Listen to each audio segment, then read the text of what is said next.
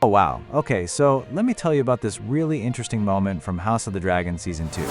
The one where Rhaenyra and Alicent have this secret meeting in King's Landing. It was super unexpected, right? Like, it's not even in George R. R. Martin's book, so a lot of fans were caught off guard and started buzzing about it everywhere. Emma Darcy, who plays Rhaenyra, actually talked about this scene and called it both powerful and, get this, very silly.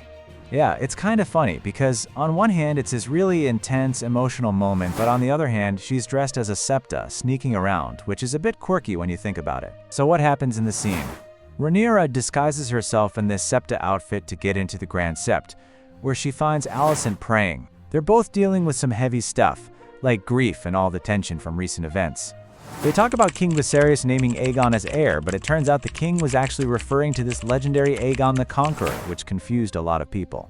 Their conversation is really loaded but doesn't quite give you closure, so you're left wondering what's next. Emma said in an interview that filming these moments was pretty challenging because Rhaenyra and Alicent don't have a ton of scenes together in Season 2, so every second on screen had to really count and feel meaningful. And the very silly part? Well, Emma joked about how it's kind of ridiculous to be sneaking around in a wimple in such a tense situation.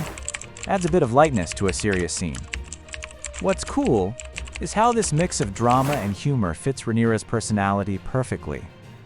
She's this character who tries to stay calm and diplomatic, even when things are falling apart around her.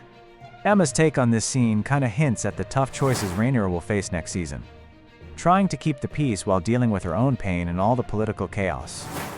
Some fans weren't totally on board with Rhaenyra being so diplomatic in Season 2, but Emma's perspective shows there's a lot of depth in that approach.